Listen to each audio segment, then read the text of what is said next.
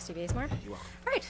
Good evening. Welcome to the April 13th regular work session of the Village Board of Trustees. We'll begin with the pledge. This meeting is called to order.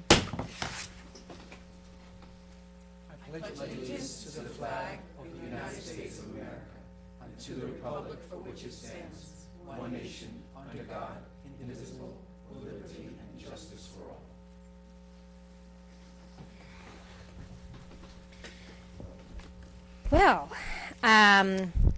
most of us in this room just came from a pretty, I would say, magnificent walk in the on the Sing Sing Hill Greenway. So I'll just sum it up by saying, wow, you really need to get yourself down to the Sing Sing Hill Greenway. Today was the first day it was open to the public.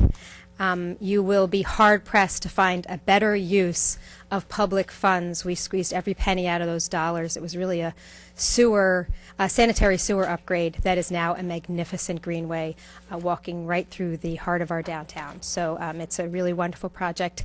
And there were, I don't know, did anybody have a guesstimate on how many people came out from the community? It was really wonderful to see so many people taking advantage of it already, and let people know it's open from dawn to dusk every day, but especially this Saturday afternoon from 2 to 5. There's programming that will be happening at the Greenway. Local experts will be located in key locations along the Greenway to tell you about it from an historical, environmental, geological, and engineering perspective. And Friends of the Old Croton Aqueduct are opening up the Weir Chamber for those 3 hours on Saturday afternoon, so you can actually get inside the historic water system. And I know you'll already be in Ossining. You'll be at the waterfront enjoying the 6th annual Earth Day Festival, which is going on from 11 until 4 at the Ossining waterfront. And there will be a shuttle, thanks to our Recreation and Parks, running that afternoon between the community center, where you will be able to access the Greenway, and the waterfront, where the festival is happening. The festival has lots of music, food, activities. It's the biggest Earth Day celebration in the county. You don't want to miss that either. Okay, I know there's probably, we have an exciting agenda to get to, but I do want to address a couple of concerns that residents in the community have, not least of which is we have everybody who owns property in the town of Ossining in recent weeks has learned their new assessed value, and for some folks it's going up, and for some folks it's going up in a significant way, and it's really creating a new financial reality and a lot of concerns for people. And if you got your reassessment and you're concerned that some of the information may not be exactly accurate, we're very pleased that we've been able to, the town has been able to extend the deadline for anybody who wants to schedule an appointment with Tyler Technologies. So you have a couple more days until this Friday, April 15th, to contact Tyler Technologies and schedule a visit where you can present your questions and your concerns about what you think is inaccurate about how the assessment of your property was done. I would strongly recommend, before you go to the meeting, that you prepare. The townofossining.com website has resources on it where you can get your entire assessment report, and you can learn exactly what properties they used as comparables for your report. And if you look at it and you say, these people don't know what they're talking about, that's not anything like the neighborhood I live in, then come and explain why. And in fact, you can look at the assessed values of any and every property you know the address of in the town of Ossining. It's really quite interesting. And if you say you find, look at 3 properties that you think are more similar to yours, look at their assessed value. Is it consistent with yours? Print up every bit of information you can, any photographs that you have of things on your property that are inconsistent with what was included in the report. Bring everything you can. They're happy to hear from people, and this is just one step in the process before the process to getting a more accurate assessed value for the whole town. So I know that the town of Ossining is holding their town hall meeting next Tuesday. I've got town board members here nodding. They'll correct me if I'm wrong. Tuesday, the 19th of April, at the library, starting at 7 p.m., which is a little earlier than the usual town board meetings. And so I encourage anybody with questions or just interested in hearing what's going on. It is certainly a hot topic that impacts all of us here in the community, and I'm sure that some of us will be planning to attend or at the very least watch it ourselves afterwards. So that's Tuesday the 19th at the library is the town hall meeting. Wow, we've got like most of the town board here now watching our meeting. That's exciting.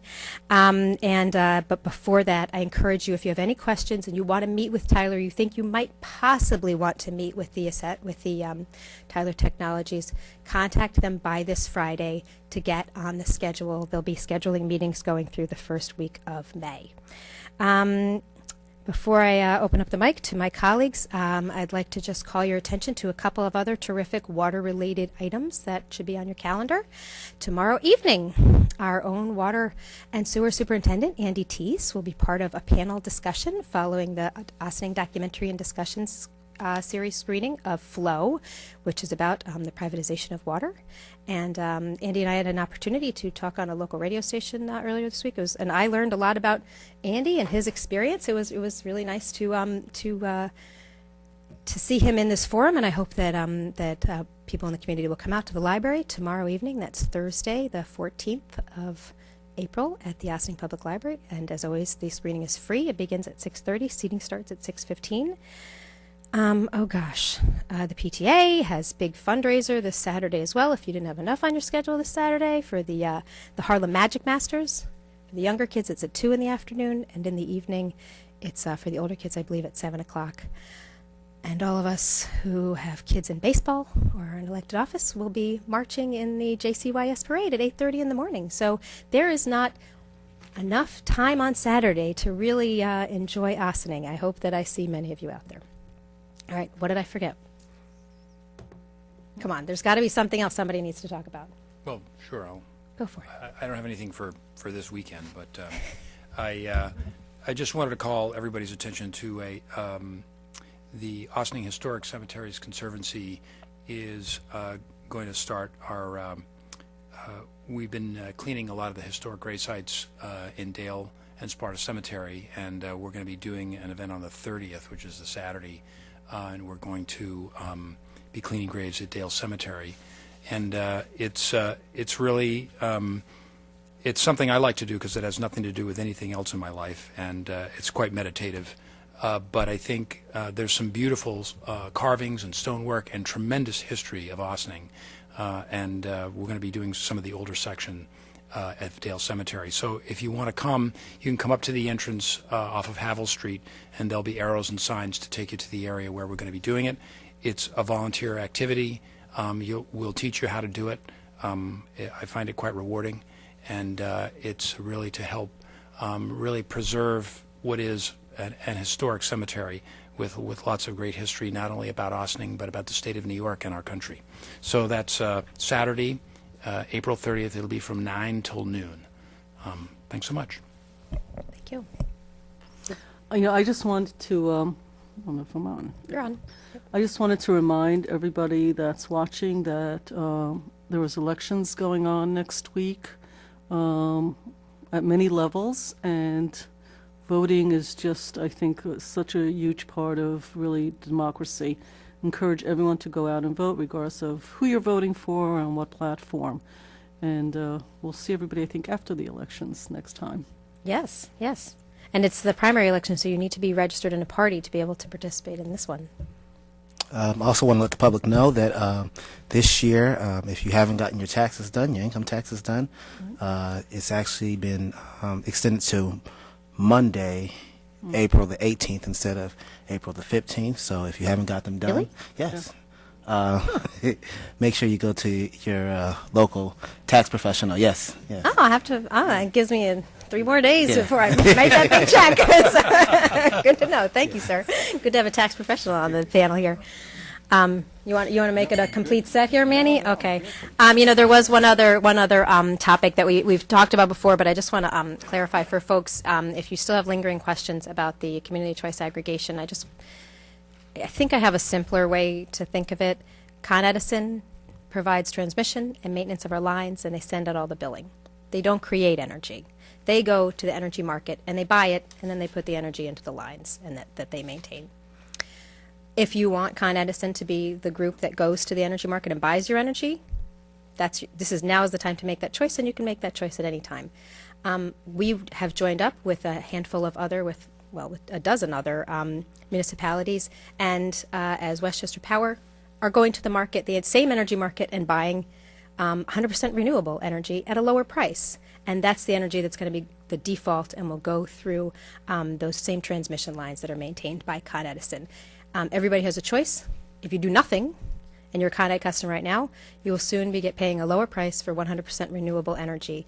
That is Westchester Power is the group going to the energy market and buying it.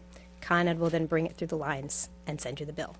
If you prefer another option, you can choose another option. So it's all about having options, being able to have particularly the option to have renewable energy and saving money for our community members. So I think we failed to do an adequate job at preparing people for what was coming and what this really meant. So we're kind of Monday morning quarterbacking to get the message out. And if you have more questions about it, I encourage you to go to westchesterpower.org. They have a lot of terrific FAQs and information about it.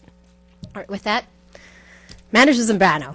Thank you, Mayor. Good evening, Mayor and Board. Actually, I just want to answer, before you asked about how many people we had at the ribbon cutting, and my count was just under 100 people. Wow. So I think we had a nice turnout. Great. And one of the things, too, I know that some of the members, some of the neighboring property owners did, in fact, attend the ribbon cutting, which was really nice to see them there as well. So with that, I would like to start with the first item on the agenda, and the first item is the board is going to be presented an update on the Harbor Square project. We have invited George Tremelli from Keller Sessions, who's going to provide to you a quick summary of some of the changes, some of the site changes that have already been done.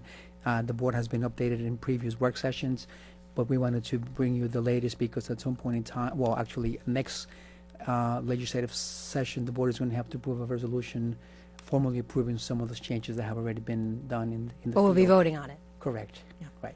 The other thing, too, that Joe is going to speak to you about is requesting, the developer is requesting that the bond that they have posted on the project be reduced, and he will give you the details on that as well. So next week, we'll have a resolution before the board approving the reduction of the bond because the project is already under construction. So it can be reduced at this point in time, and I believe that Corporation Counsel has already reviewed that, and that she will give you her analysis of that as well. So, Okay.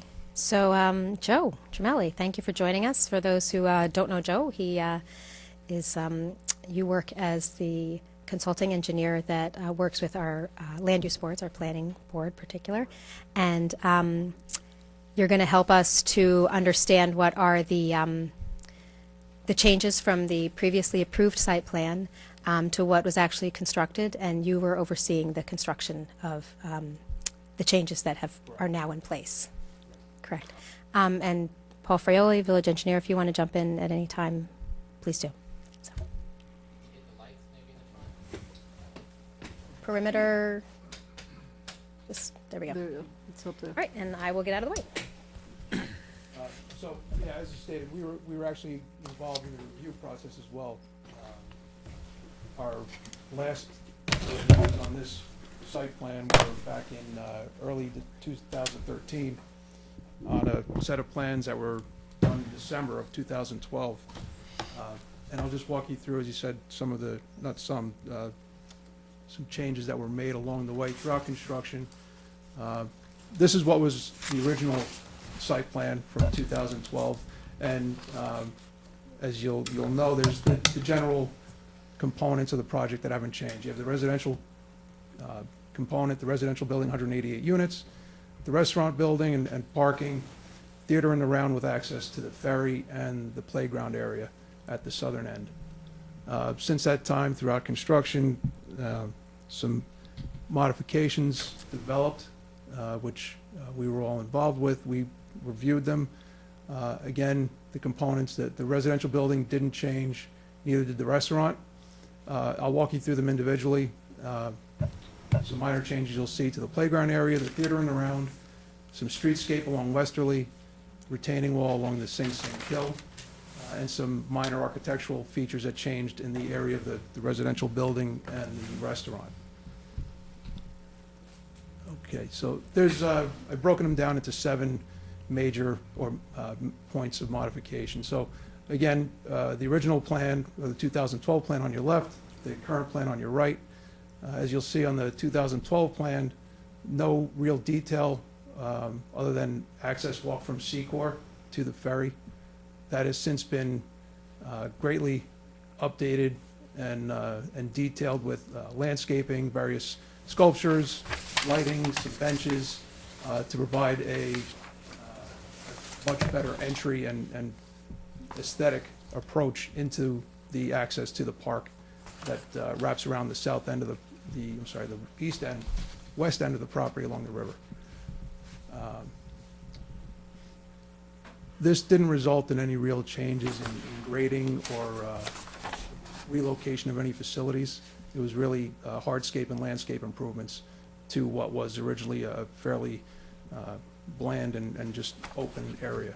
Is hardscape like concrete walks? What It's does hardscape mean? paver walkways. This was an asphalt path. This is now done in concrete pavers. There's a number of planters. If you've been down there recently, you'll see there's a lot of planter beds, some sculptures, there's site lighting, benches. There aren't any water features at all over there, but there is some irrigation for the landscape. Second area has to do with the playground and what was since added. So this is the original layout of the playground area. Hasn't really changed as far as, in plan view.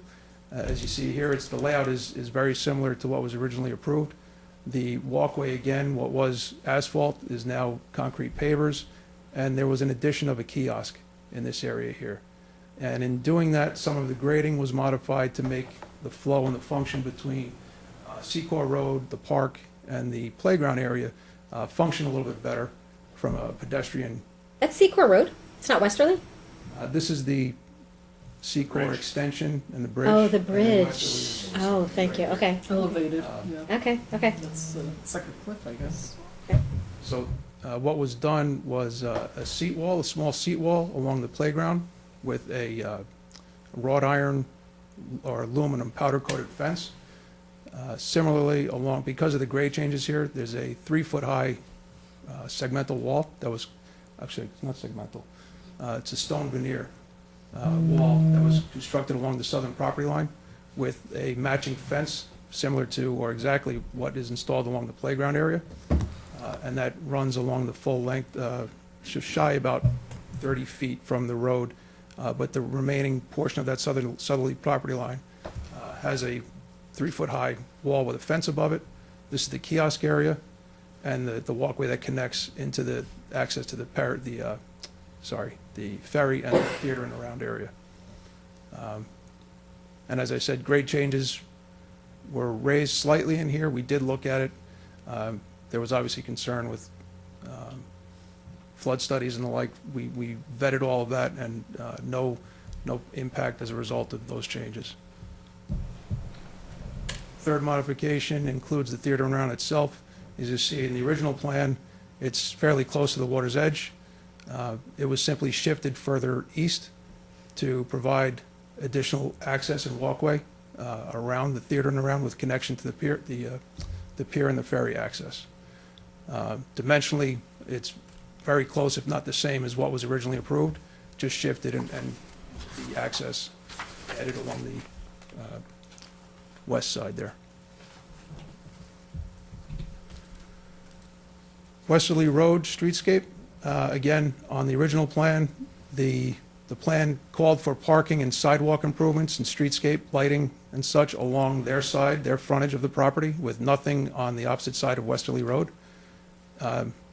Currently, there's a sidewalk and curb under construction along this stretch from Quimby down to the Secor Road overpass with ADA access ramps at the northerly and southerly end. There are, I believe it's 18 parking spaces provided along this stretch of the road with a sidewalk behind it, along the fence for the MTA right-of-way. You didn't mention in the original plan how many parking spots were in the original? There was no sidewalk. Parking was going to be here in the original plan, just no sidewalk. Same number of parking spots? Yes, on the easterly side of the road. So the parking change, there's no net change to the parking. It was an addition of curb and sidewalk.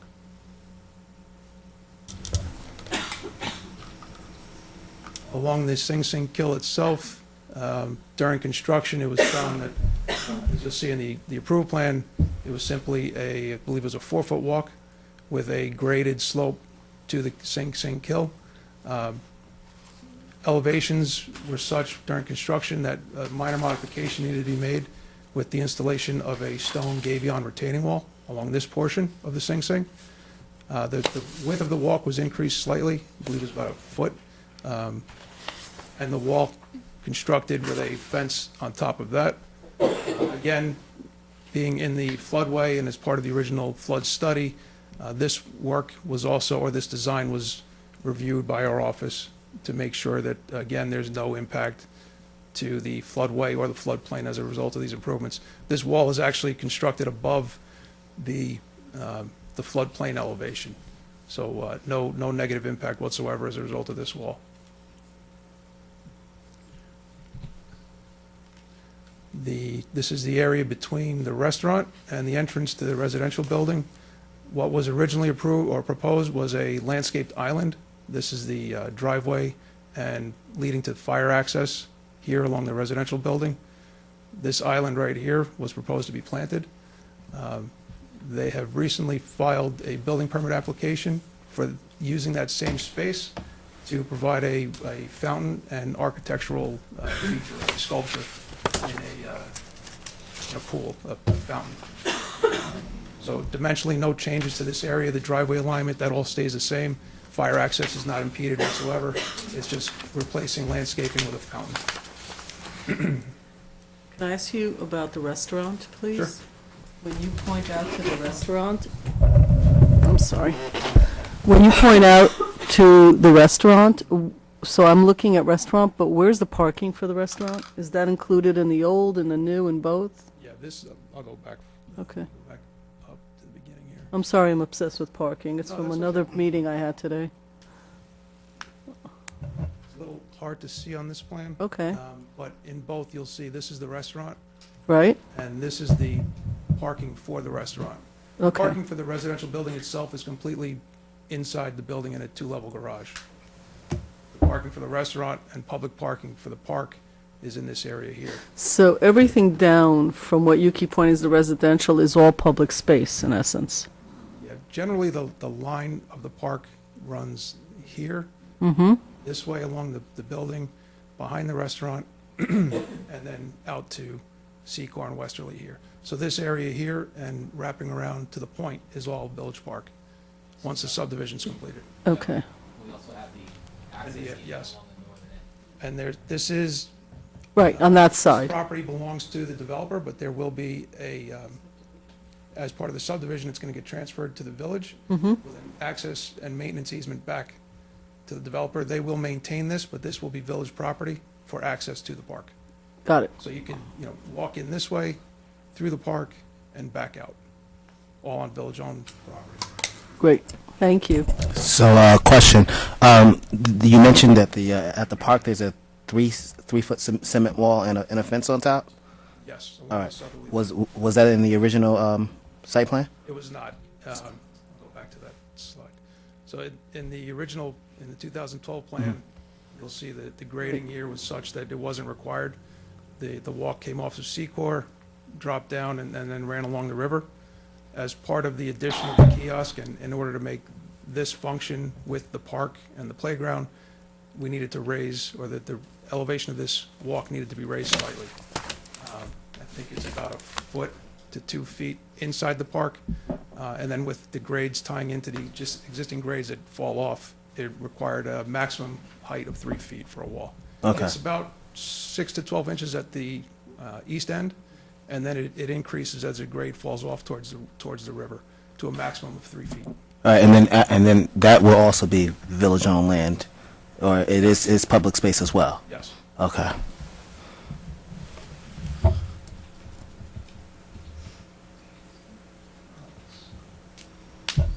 And lastly, in the approved plan, it's not easily shown here, but there were trellises that were proposed as an architectural feature in the parking lot at various locations. Those have since been removed from the plan, and they're proposing a series of nautical-themed flags, flag poles and flags in the planted island here. There's 5 here and 3 more here, so a total of 8 flags throughout the parking lot. They're actually, the poles are up now. If you were to go down there, or if you've been down there, you may have noticed it. But no change to the layout or the quantity of spaces in the lot. But if whoever leases the restaurant also is leasing the parking, that's not village, no? Who has those parking spots that go with that restaurant? Whose property is that? That property will remain with the developer. It's publicly accessible, but it's not publicly owned. In the latter, it designates the difference between publicly owned land and publicly accessible. So it will be accessible land because the parking is necessary for utilization of the park. I'll just go back. I'll try and highlight the area of so the developer at the end of the day is going to own the lot along and around the perimeter of the building. And it basically runs along here to the back of the restaurant and then out to Westerly. So this area here will remain in the ownership of the developer. And as Lori Lee just mentioned, with access rights for the public to park here for use of the park. And then the village property will be along the northerly end, along the Kill, the point, and then the park that wraps around the west and south ends of the property. Access is different than ownership, right? So on Saturday and Sunday at 1 o'clock, I come to the restaurant, I park there, or I can park there and take my kids to the playground, right? Correct. Any day of the week you could do that, yeah.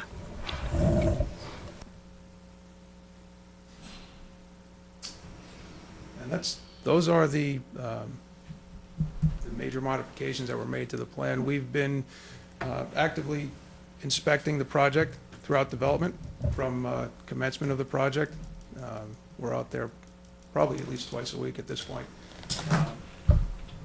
But as was mentioned, we wanted to come in and just explain to you the changes that have developed throughout the construction. I don't know if you have any other questions that I can try and answer for you. So just to be clear, so because there's a kiosk there, that's the reason the fence and the cement wall had to come about? Yes. Okay. Making that kiosk work with the surrounding area required some grade changes. We had sewer and water services to bring out there as well. So Okay. in order to get the sewer to work, we needed to raise the grades to get proper pitch on the sewer service. So it kind of all interplayed with each other, and the net result was raising that grade. I want to say it was about 1 to 2 feet in general, and that necessitated the wall. Okay. I just wish there was a better way for you to like walk, like flowing through, going from the park onto the rest of the village land. Now there's a fence there, so I was just, Well, this is town property. Okay. Yeah, This is boat canoe the club. fence is right on the property line. Okay. It's OBCC is on the other side. Yeah, and all right. there's town-owned land on the other side of it, yes. okay. And so you come down the sidewalk on the Secor Bridge, and there's access off of that walk right onto this walkway, all at grade, no steps, and you just walk into the park, access to the playground, access to the kiosk, and it continues into the theater and the round and the remainder of the park. Okay. The wall runs from the tide of the Hudson easterly to this point here, and then if you wanted, you could walk from this walkway through the lawn area here Okay. into the boat and canoe property. So there is pedestrian access. They could do it from the sidewalk as well, but Right. the physical barrier is only this portion of the southerly line. All right, thank you. sure you have any questions. All right. I'm going to move over so we can get back in our seats so people can more easily ask questions, but we may need to refer back to this, and I'll just try to keep my head out of the way. All right. So you nodded when I said you have questions. Trustee Quesada, go for it. We didn't hear from you. I think you were here about a month and a half ago, 2 months, when it came in front of a board, in front of us, to pretty much let us know that there were some changes on existing conditions. Now you're coming in with revised, well, they came back with revised drawings at this point of the game. Is any other existing conditions or changes that there will be happening until this project is closed down, is closed? The reason why I'm asking is typically when a homeowner or any other project goes and it happens, when they do something that is not in the drawings and it was not approved, it becomes more like a violation to that extent. Now, there's some changes in this site plan that was supposed to be in front of the board that has not been part of the process.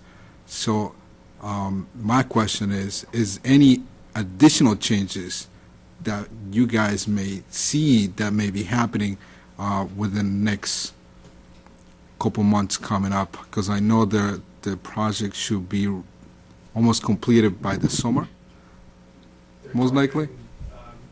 May, June. Okay. Next month. All right.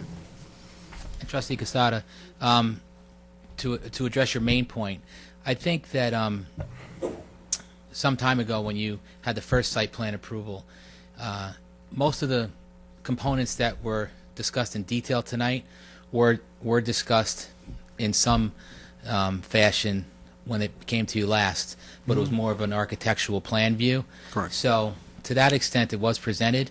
And as Joe mentioned in the first part of his presentation, when it started to be constructed in the field, because they are paid out of escrow to do the inspections and notice the changes, and we started to meet more routinely when we got into that level of site work, every component was reviewed as it was being constructed, but the submittals did trail behind. But they were inspected, they were submitted, so be it retroactively, but are now part of the records. Correct? Maybe they should have been at this level of detail the first submittal, but they are properly inspected and documented now and part of the building permit. And the only change that came to us, or the last change that came to us, and the last change that has been reported by the developer to be coming to us, is that modification 6, which is the fountain in front of the residential structure. No, and believe me, I'm not questioning the validity of the inspections that were done, because I hope that that was the case. I know you guys met and did a lot of the work in there. My question is, we are going to be looking at the final, is this the as-built conditions? Let me rephrase this. At the end of a project, and especially a project this capacity, as big as this is, usually in a small project, by our building code and by our code itself, it says you have to provide with the as-built conditions of the survey after the foundation is poured. In other occasions, and I believe, you can check, I know, it's not a part of the building code, trust me, it's there. In a situation like this, we're going to have as-built drawings submitted to our building department or to our planning department. Absolutely. The only thing that is Yeah. forthcoming that isn't final determined, because there's some logistics that has to be worked out with MTA, is a streetscape. Correct. But everything else on the site is as presented and will be built as presented, and even the fountain has a building permit with those details that will be incorporated into the site plan too. So yes. So, any new changes that you think it may happen between now and May, June? No, we've been Okay. meeting regularly with the developer. Progress meetings monthly. And these changes have been discussed throughout, and to date, they are at a point where they're getting into final details, planting, they're sod down now already. No. So they're really wrapping things up.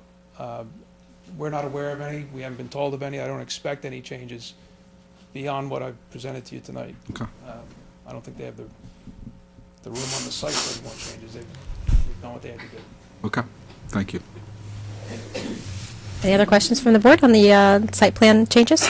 Yes, Paul? And one more point to the bond release. The bond is not a full release of their funds. Every bond dollar that is maintained has been for work that has been completed. We still have enough money for them to complete the main components of the off-site public improvements. Most of the stuff that was released was the stuff that's on-site, because the site is essentially complete. But all the public works improvements off-site are also bonded, and that money is still in our possession. Thank you for clarifying. Corporation Counsel, is there anything further to add to that? No, this is the second request. We did entertain an initial request, and generally, the itemization is very thorough in the memo that that Joe has provided to us, and you know, certainly it could be added to the same resolution if you wanted to entertain a resolution to adopt the site plan revision for next week. We could add it to the same resolution to permit the second to actually to authorize the second bond reduction in accordance with this memo. I usually reference directly the data in the document itself. So we need a sense of the board. Are we ready to move forward with voting on a resolution next week to approve the site plan as it is being presented to us tonight, the updated site plan reflective of what's actually been constructed, and including with that the reduction of the bond that's being maintained at this point just for the pieces that are not yet complete? Your original approval resolution was November 6, 2013, and it specifically references the dates of the site plan from 2012. So any new resolution would reference these most recent drawings in detail. John, did you want to comment on that? Yeah, I was just, I would just, I want to just echo Trustee Casada's,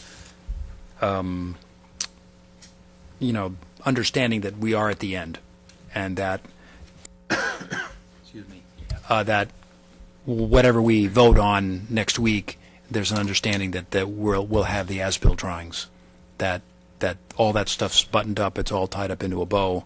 I don't want to have to come back and legislate again on this thing. We've all spent a lot of time getting this across the finish line, and obviously I appreciate the due diligence and the oversight and all the work that you've done.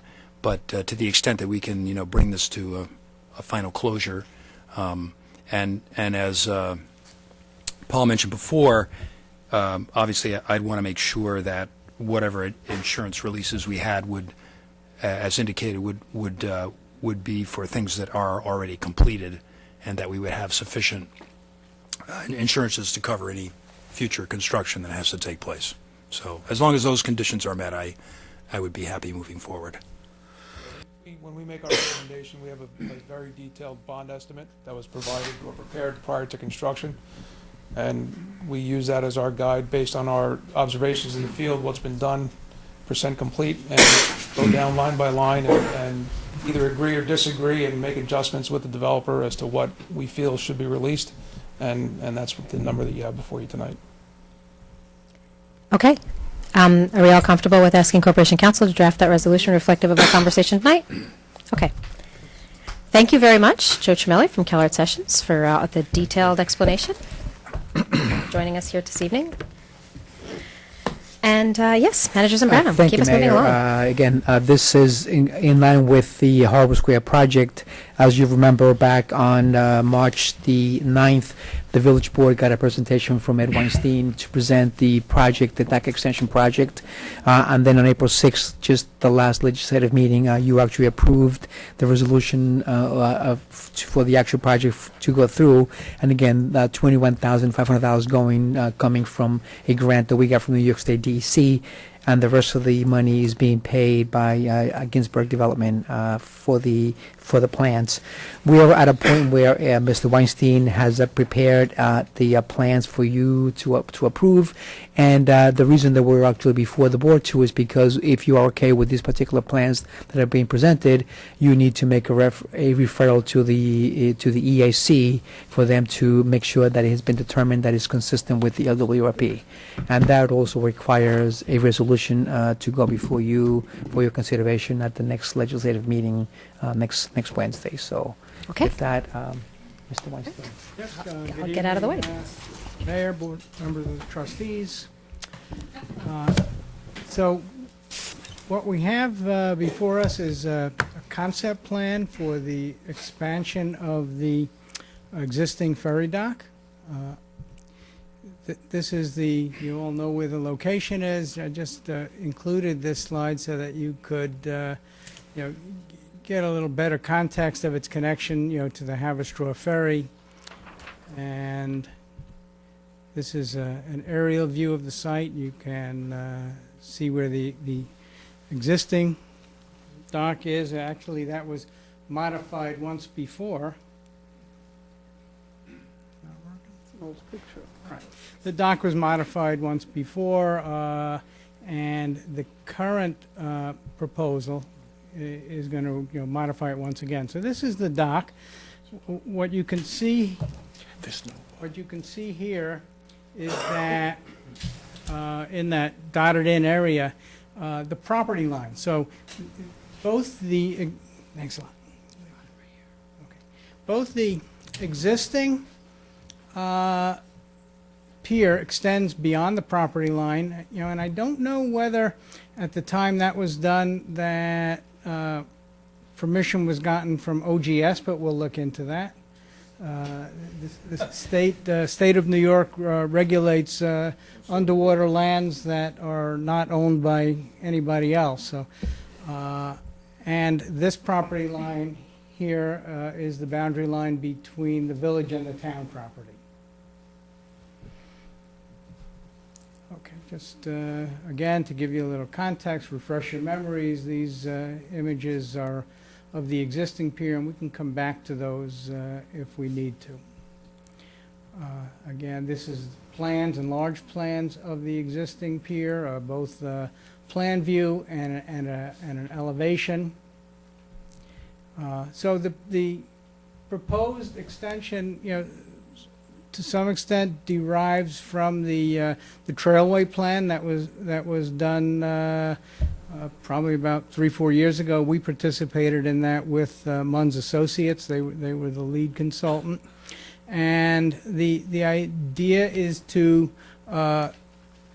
increase public access, to the waterfront, to provide a dock for sort of visiting vessels, like something like the Clearwater, nothing particularly large, maybe small excursion boats, and to provide, a few transient docks for people who are visiting the village, who might be coming to the restaurant or coming to the park, or even might want to bring their boat here and walk, into the village for, just about anything else.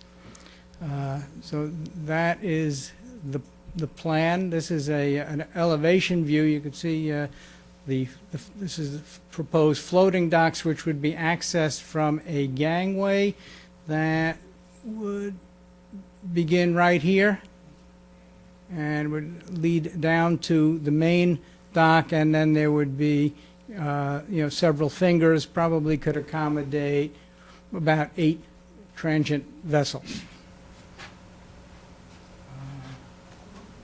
And in terms of type of construction, we would just match the existing. That's the proposal, unless you have some other ideas. But this would pretty much match the railings, match the construction of the pier, and pretty much that's it for the design. And the next steps, as I understand it, there'll be some public information meeting, and then if this plan is approved, or if it's approved with modifications, this project would require approvals from at the federal level from the Army Corps of Engineers, and to just branch off of that, the Corps of Engineers consults with a myriad of other federal agencies, Fish and Wildlife, National Marine Fisheries Service, Coast Guard. So when you get a permit from the Corps of Engineers, you're also getting a review by many other federal agencies. You should also note that the Corps of Engineers does not issue a permit until they get a coastal consistency determination from the Department of State. And typically, the Department of State will defer to the municipality. So the village will conduct its own coastal consistency review for consistency with your local waterfront revitalization plan. And then the Corps, only after those approvals are gained can the Corps of Engineers issue a permit. And there's also a New York State Department of Environmental Conservation. This is reviewed by Region 3 in New Paltz. So the permits, the drawings you saw are sort of concept plans. In order to go to the next level of permitting, we would produce documents that are, say, 50% of construction documents or schematic design. And the reason we will use those for permitting purposes is if there are any modifications requested by the reviewing agencies, we don't have to go back and change construction documents. So we will wait until we have a degree of certainty that we will get the permits from the Corps of Engineers and DEC, and then we would produce the construction documents. Any questions? Yes. Can I might be asking you, Ed, actually, I don't know who to ask. So can you go back to the slide where I could actually, yeah, this is fine. So just a few questions.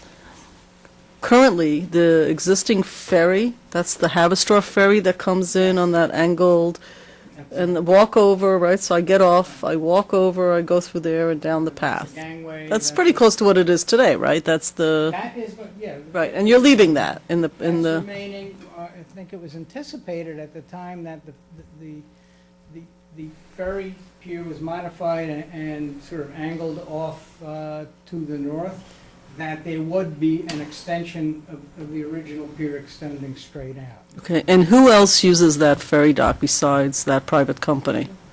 That's Who it. else is allowed to use that besides them? I think it's a public, I mean, no, I mean, nobody can use it? Then who owns it? Okay. The MTA owns that angled, Yeah, I believe they placed it for use with the ferry, and they then contracted the ferry to use. The public part of it goes as far as where the gangway starts, and we're looking to increase the public portion of the dock, as so you're the pointing. rest of that, so that's not public, because that's MTA. Do we collect That's money ours. from the MTA for that? That's ours. The ferry, what? The first part of it is. It's I just, need you to do that thing, Yeah. because I can't. There you I can't go. read That's- that stuff. yeah, Okay. that is village. That's public. Yes, Then it goes off to being MTA property, according to what you're describing. MTA. Yeah. The rest of that. So the public can't park there or use it for anything, No. only the license. And do Yeah. we collect money and revenue from the MTA for that? I don't believe we do, no. Not that I'm aware of, no. All right. Who maintains it? The MTA? That's. That is correct. Okay. So the rest of it is all public, maintained by the village, because it's all within the village line, yes? Okay. And that's the plan that you're going, and that's for use, so there's no, so we will make the decisions like overnight boat parking, because we have don't we have two clubs with boats also sitting?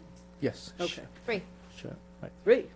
I only knew there were two, but I didn't know there were three. Westerly has a marina as well. Oh, okay. So everything else is on us, maintenance, et cetera, for these. So police, water, cleanliness, all of that is on the village to maintain, once this is built? Correct. Okay. And whether we charge for docking and all that is also all within, that has nothing to do with permitting, that's just, Correct. you're just architectural. Okay. Yeah, I should, one thing I didn't put in the next steps, I'm. Talking to the mic, please. Ed. We should, I think, get MTA's approval, since this is connecting to their dock and has some relationship to their ferry operations, so that's a conversation that I think should be had.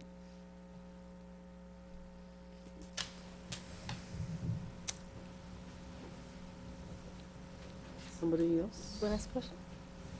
Talking to you, I'm looking at you, Gareth. Did you want to ask a question? Yeah, it looked like you had your hand up. No, but you've just been. You have to talk to the mic, though, honey. I'm sorry, honey. That was so weird. We're not that friendly, but welcome, Gareth. I don't know what that is. Thank you. Hi, thank you. This is the first I've seen of the design, and just wanted to mention that many of us in this room have been involved in discussions about extending this pier for, 8 or 10 years.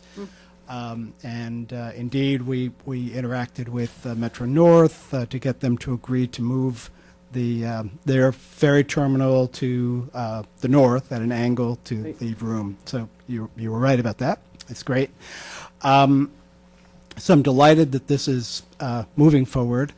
On my first impression of seeing this, I would like to comment that it's much shorter than what we had anticipated along, these years, thinking that we would need it to extend at least as far west relative to, or at least as far west as the end of the ferry dock, so that it would accommodate larger ships to be able to maneuver in and sidle up to the angle that you show. The anticipated uses include some relatively large ships, such as those that can accommodate tourists from the city to service the hoped-for Sing Sing Prison Museum, as well as other tourist attractions in Ossining. So those ships have they're fairly large. They'll have a maneuver. They'll have a need for reasonable maneuverability, and they also need as deep a water as possible. So I think the farther out we can go, the better. When that ferry dock was done, or was designed, they did an extensive bathymetric survey, which I have a copy of. It's actually, the contours are on this drawing. Okay, very good. So there was sort of a deep hole that had been created from the ferry when it was originally located along the axis of the proposed new dock, which actually was a benefit because it created a nice deep spot where ships with a greater need could go. But I don't think we're quite reaching it there, and I think that if we could move it out another 50 feet or so, that would be a good thing. Ed, do you want to speak to that? What you were tasked with doing, and why the decision was made to this point, and what was the consideration? Sure. I think, at the time that the grant was applied for, this was the scheme that was used. There was a preliminary cost estimate. I think it was in the neighborhood of $600,000 to $700,000. I don't see any great issue. It's the design would be a little more, but not a lot more, because if you're extending it, the cross section of the pier remains pretty much the same. So it could be done. The further out it goes, perhaps the permitting might be a little more difficult, but I agree with Gareth that a longer pier, and I'd have to take a look at how long it would have to go out to accommodate some of those larger vessels, because we recently completed a study for the city of Newburgh, and some of the vessels that they're looking to attract are excursion boats. There are quite a number of excursion boats that go up the Hudson, especially during foliage season. There's American Cruise Lines, and their boats are about 200 feet long. And I have all the specs on every boat in the river practically, so we certainly could explore that possibility. certainly the construction cost, when you reach that phase, would be more, but presumably that's going to come from some grant money, we hope. And would we be able to get a sense of what the increased construction costs would be? I don't know how precisely we understand the estimate for the current one. You said about 600,000. Come up with some numbers. The next step for me, I have a marine engineer on my team. I mean, I do all preliminary design, regulatory work, but as far as structural design, I have an engineer who does piers and shorelines that is part of my team on this project. So we could take a look at that. Trustee Levin? I was just going to say, north and south of here, where is the next nearest docking area similar to this for larger boats, etc.? Well, certainly Newburgh will have, they had Newburgh Landing, which had a couple of excursion boats, nothing like American Cruise Lines. I think, West Point has a significant dock. With limitations, because and what about south? Oh, I'm sorry. Chartermark, the grant, what the board actually worked with Chartermark just a few weeks ago, part of their extension of the project that they're working on would allow the larger boats to come to shore at that site. We certainly, I'm not aware of that, so certainly if that's happening, there should be some coordination. I'd like to, see what they're proposing. And what about south of here? The Yonkers Pier, which actually we designed, that's a historic pier we designed the renovation of about 15 years ago. There's nothing in Tarrytown? That could accommodate larger vessels. Just a giant bridge. They have a marina, but That you have to work around, a apparently. substantial marina, but. Right. but there It's is a marina, but it doesn't, okay. dock. I mean, I know Hastings would like to have one. I think there are a lot of communities on the river. Peekskill actually has an RFP out that's due on Monday to reconstruct the Fleischman Pier, which is that 500-foot-long pier at Charles Point. So there's certainly a lot of interest up and down the river, to take advantage of the beauty and the water of the Hudson River. As there should be. There's a lot of exciting things happening along the Absolutely. river, so. In fact, everywhere I go, I lobby. People are missing the boat. The most important event that happened for the Hudson River will celebrate its 200th anniversary in 2023. The single most important thing that was the creation of the Erie Canal, Oh. which connected this region and New York City to the Midwest. And before the Erie Canal, New York City was second to Boston and Philadelphia. And after the canal, that's why we became the Empire State. Well, 2023, that gives us, what, 7 years? It's All enough right. time if we start planning. I hope so. But then we gotta prove it. Trustee Codman, you had a thought, question? Yeah, I'm just, I'm interested in you talk about the size of boats and, what are the depths that are necessary for there to be, clearance for larger boats. You mentioned a 200-foot boat.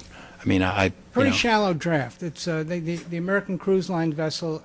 I have to go back to my. I'm pretty sure it's close to 10 to 12 feet, which we certainly could get if we extended this pier. I mean, because those boats, don't just sail up the Hudson, which is a deep water river, and in a very deep federal channel. They go up the Potomac and some of the other more shallow water bodies. But wouldn't we? I mean, obviously, the deeper it is, the larger the boats we can get to come visit us. Correct? That's correct. I mean, if you go out another 50 feet, as Gareth had suggested, I mean, what are the depths if we go out another? I think you're fine. You could see I can't quite read it, but. It looks like 14 feet. So Yeah. So I mean, I'm just, I mean, there was talk of the idea of bringing in substantially larger boats like Navy boats and other things of that nature that, you know, Fleet Week is coming up soon in New York. All right. Those Right. are pretty big. so, Fleet right. Week North. But I'm just, you know, I want to understand, I guess, a little bit more, you know, if we went another 50, if we went another 100 feet, would that make a difference? I mean, we're only going to build this once, you know? Right. We're going to do this once. So, This was, at the time that, you know, the grant was applied for, this is sort of the pier that the village wanted at that time. okay, Certainly, the that's village fair. can change its mind, and, you know, and maybe should change its mind. I know that, you know, that part of, you know, Martin Ginsburg's vision is that there will be this kind of larger pier up and down the Hudson. There's a company that's been exploring the possibility of creating a 300-foot-long, you know, 1,000-passenger boat that would make the trip from New York City to Albany and stop at various places on the river. But may or may not happen. But there are a lot of dreaming going on about the possibilities on the Hudson. Okay, well, I'm very glad you came tonight, and it goes well with our theme of water. The questions that were raised tonight could, I think, significantly impact what direction you may go in your design. Part of the reason you're coming today is so that we could determine if we wanted to have the EAC do the review for the LWRP consistency. And we certainly, while we want to keep this process moving forward so that we are ready to be able to have our application considered with a shovel-ready project, which has stymied us getting access to construction grant money in the past. So we really want to be ready for that. At the same time, I think what I'm hearing from members of the board and members of the community is we want to make sure that whatever we build is going to help us reach our goals of bringing more people into Ossining and being able to have the day trippers come up and come to the museum and come to our waterfront and enjoy our village. So we wouldn't want to we don't want to limit ourselves. At least we want to explore what that would mean, what the capacity could be, what sort of investment that would require, and have I think what we're talking about is we want to explore a longer pier. So the scope of your design would change, which I imagine would change the considerations that the EAC would have to make. Anybody who knows more about this than me, feel free to chime in, nod your head, or shake your head. Because I think what we're asking Ed Weinstein to do is to go back, look at what it would mean to extend the pier, and when we have an understanding of that, then we can make a referral to the EAC for the consistency with the LWRP. Is that correct, Madam Director of Planning? Yes. Well, Yes. I mean, I'm just curious whether it matters, whether 50 feet matters. I mean, it's an extension of the pier. I mean, does the EAC have to look at, I mean... How far into the water it Yeah, goes? how Is far... that going to impact? I'm thinking of the LWRP and all the different elements that they have to look at, in terms of that. I mean, is another 50 feet a factor? If I may, the village board makes the determination of consistency, and the purpose of the EAC referral is to get their report and recommendations. Yes. It seems to me a concept plan could be sent if you would like the concept plan to be sent, but it may almost be more appropriate to wait for those 50% drawings, because then you would have a clear understanding from the EAC as to what direction you should go in terms of your consistency determination. Lynn, did you want to comment on this? This is one of your land use boards. I just wanted to ask the board for clarification, do they want two alternatives, one at this and one if we were to lengthen it 50 feet or 100 feet, or just see what the opportunities are? I think we do need to have some sense of a point of comparison. It sounds like we have an idea of what the construction cost would be for what was presented tonight. I'd like to have an understanding of what the construction cost would be if we were to take it out to a point where we could achieve the goals of having those larger ships come in, like the the coming up the river to go to Sing Sing Museum ships, or I think so. I don't know that more work has to be done at this stage, or we've got this, now let's see what we're comparing it to. Is that, Ed, you do want to comment on that, our status? I think, certainly at this level of detail, I would be willing to prepare another drawing, that within my scope without looking for an extra. But if it came that, we needed to engineer a larger pier, that might be additional fee. But I'll certainly go back to that and give you another version of this with a showing how this could accommodate larger vessels. I see some heads nodding. Yes, Yeah, I Rika? also, for the smaller vessels, because if there's going to be a restaurant and people living there, that's why I asked about the north and south and where there are others, because it seems to me a really nice selling point for the village that people can bring Absolutely. boats up here, smaller boats, right? So how many slips are there? Like, how many This boats is can... only 8, but the longer we go out, the more opportunity there might More be. transient boaters we have. And for larger boats. I should have brought a photograph, but, about 8 years ago, the village of Greenport, Long Island got a huge grant from the Yes. state, and they rebuilt 2 piers and created a marina for rather large boats, because, out there they get the coastal, the larger yachts, motor yachts that are cruising up and down the coast. And that was about 40, very large boats with power pedestals, and that was a very dramatic project. Ed, does this design take into account any ferry wake, on the boats that are actually? That's a dialogue that we need to have with Metro North. I mean, their boats are coming in, bow end, at this point. Turn around. They're not side loaders, but that, we could initiate a discussion with both Metro North and probably with New York Waterway. That's the operator of that particular, Haverstraw to Ossining. Thank you. This has been a very constructive conversation. We're going to take a break. We're holding off on asking for the referral from the EAC, correct? I don't know, Lynn, tell me. Is it going to make a difference if we decide we want to go with something longer? Is that going to change what their considerations are in consistency with the LWRP? The only thing that would probably change is the intensity of the use. If we're bringing in larger cruise ships versus smaller boats, that's what would change. Okay, there's like 34 points in the LWRP. I don't know how many of them are related to that, and if they would be able to consider A and B at the same time, and can we give them enough information to be able to consider A or B? Ed's nodding his head. We would have enough information for them to consider if they were to meet next month? I think so. Plus, whether it's this pier or a longer pier, I think you'll find that they're both consistent with the LWRP, which tends to promote water-dependent uses. And so this is mom and apple pie with respect to the LWRP. Okay. Then I think we should move forward. I think we can move forward with seeking the referral to the EAC next week, and that gives us another opportunity to remind folks in the community we have spots available. We would like to have more people applying for, and we're going to be interviewing candidates for all of our volunteer boards, including the Environmental Advisory Council, and it's a very important group. Yes, it is our determination if it's consistent with the LWRP, but we rely heavily on the members of, in this case, the EAC, to take the time to go line by line of what every point in the LWRP is and understanding the project in depth for its consistency. So it'd be great if we had some more community members who are interested in environmentally thoughtful development in our community. If you'd like to apply, you can reach out to azambrano@villageofossining.org. All right.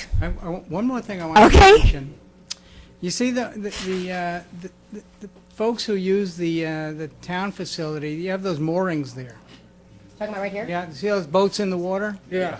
Oh, Right, okay. so so these. Oh, you're talking about these. boats Okay, here. yes, that's the OBCC. So, right now, the village does not have a, what's called a special anchorage. If you look up here, you can't read it, but that says special anchorage. The Coast Guard you don't have one. Coast Guard designates areas in the river where one can legally moor a vessel. Those vessels that are moored there are not technically legal. I don't know that anyone's enforcing Okay, them. you've gone way beyond our power tonight, so we're gonna take a little break now. All right, please, we got enough controversy here. I think before we ask Andy Teese to talk to us about our comprehensive approach to our drinking water, I think it would be appropriate for us to take a little break. Is that Certainly. acceptable? All right, thank you. We will be back momentarily. right. Thanks, Mayor and Board, for having me here tonight. This is a PowerPoint presentation that I put together last week, and basically it's a collaboration of 11 years of work. So I want to go over the main agenda, and then we'll go over each point. That's a picture of the reservoir, the Indian Brook Reservoir. Paul took that probably back in 2003 from the records that I picked up. What we're going to talk tonight about is the New York City DEP Conservation Plan. That's the plan that was completed. That I'll go through each process. The leak detection program that we're actually doing right now. Our SCADA system, and we have Craig Cooper here tonight to do a demonstration on our SCADA system because he's the SCADA expert. And then our ongoing capital projects. So the conservation plan. It's a strategic partnership between the village and the New York City DEP. We were eligible for the study based on our consumption, and we're the 11th largest user north of New York City. We were one of probably the 5th communities to actually sign up for this out of 11 communities. They extended it to us. Originally they were going to do it for just the 10 largest, but they knew we were really interested, so they funded it. I believe it was like a $40,000 study that they funded. And we are going to be one of the first communities to complete the study and activate the recommendations. So the goal of the study was to reduce our annual consumption by 5%, or 46 million gallons per year. And when the study was completed, it showed that we had 19% unaccounted for water, or unmetered water. About 3 years ago, when we had quite a few breaks, we were as high as 25% unaccounted for water. So our goal was to find as many leaks as possible and to reduce that. So once we realized that we had this 19% loss, we realized that we needed to break the system into 3 separate segments. And we did. We broke it into 3 different pressure zones because that's what we have. So the leak detection was the next step. So we signed a professional services agreement with this company out of Connecticut. I don't want to say company names. We started placing these noise loggers throughout our Torbank system. So what it is it's a device that measures noise between point A and point B in the distribution system, and it'll read up to like 500 feet, and it looks at the noise between the hours of 2 a.m. and 4 a.m., and that's when the usage is the lowest in the system. So we developed a baseline consumption metered versus pumped water in all 3 pressure zones to look at the fastest return on investment. So that was the finance department, Tom and Dale, working with our water foreman and our water people to take the actual metered accounts and then look at them, because it's not tied into the KVS system, our billing system, that way, and correlate that with the pressure zone. So you would say, okay, we're pumping 1.2 million gallons a day out of our Lakeville system. Let's look at all the accounts in the Lakeville system and see how much we're pumping. Well, or actually, it's going through the meters. And we look at it and say, wow, there's only 700,000 gallons a day being metered through the cash registers, the meters in the people's homes. Well, that's a huge loss. So let's focus in on that system. So the calculation showed it was the Lakeville system. So we were originally on the Torbank system, and once finance got that information, which was within a couple of days, we switched right over to the Lakeville system, and we found this 400,000 gallon per day leak on a 12-inch main behind St. Augustine Cemetery, going into a creek. So it was a huge find for us. It was $300,000 a year worth of purchased water find. So that's raw water savings. That's not even finished water savings. That's the actual site. I had a video, but it didn't come out too well. But it gives you an idea of how it eroded away. And the original picture, you could see it looked like a moving waterbed going through there, and it looked normal. It was in the middle of the woods on the side of 9A, and it was common occurrence to look and see some water in that stream, and you would think it's storm water, but a lot of that water was this distribution water. So we're going to talk a little about the SCADA system. I'm going to say explain what it is, but then I'm going to have Craig give us a little demonstration. So the SCADA system stands for Supervisory Control and Data Acquisition System. We've had the system on the right, the picture on the right, at the filter plant for the last 9 out of 11 years, fully automated. The system on the left is the system that you guys approved last year, and we're completing the last pump station right now. Craig's going to give us a little demonstration, then I'm going to explain why it's important to us. Let me see if I can log into it. What we're seeing now is going to be a live login. Here we have the SCADA system. Yep, so just click on the Austin overview. I don't want to touch anything, I might do something. Okay. That's the actual dashboard, and that's live right This is now. live right now. Right now, there's 3.18 million gallons per day going into the filter plant, and it's 2.98 leaving. Individual readings on the right, turbidity readings. As he's talking about the different. Yeah, so I'll show you. So that's what's leaving the filtration plant. Take the mic with you. Oh, okay, no, I can bring this over here. This is what's coming into the filtration plant. That's the inflow. This is what's leaving, 2.96. This is the flow of what we're purchasing off New York City, 1.36. So when I give you guys numbers each month, I say, well, we're buying 50% New York City and we're using 50% of our own. There's 3.19 coming in. There's 1.35. So we're taking more of our own Indian Brook than what we're taking in of the purchased New York City water.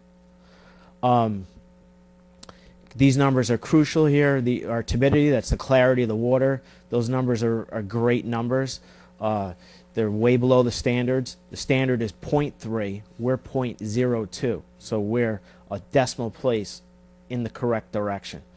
And what else is pretty important? We have our tank levels. This was the original SCADA system here that we put in 10 years ago. It would give us the elevation of our Pleasantville Road tank, our Lakeville tank, and our Torbank tank, all run by radio systems.